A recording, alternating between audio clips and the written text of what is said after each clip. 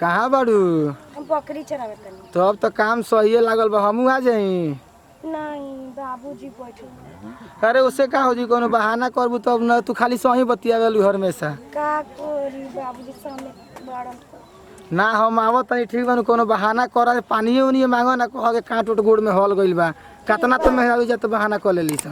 ठीक बा देखत तनी। ठीक बा देख, हम लाइने पर बानी। सुनी ना बाबूजी। बाबूजी हर पाँव में कांट हल गइल बा, थोड़ा पानी ला दी ना। ना जाए ला दी ना हमरा कांट। ना जाए हमरा कांट हल फिर गइल। बार बार कहते हैं जे ना जाए हमरा कांट हल गइल बा बाबूजी। बार बार। अच्छा ठीक बा, हम जात बानी, यही जा रही है। हेलो। कहता बाबूजी गइले? हां गइले। चलो ठीक बा, आवत तनी। जल्दी आई। हिंद पर का का हो? फोन तो कइला पर कहत है कि भाई ना हो। का करी हमर बाबूजी सामने बैठल रहलन ना। अभी पानी भरने को तो समय लगी, 10 मिनट लागी नहीं पानी तो भरने। चली ना किनारे चलो। चला आवा ना। चलो। कोना में देखे ना चाहिए।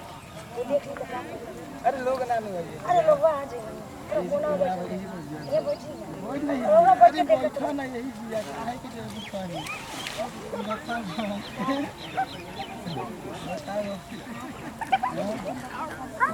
कर ले बतारी बेकार। हाँ तारे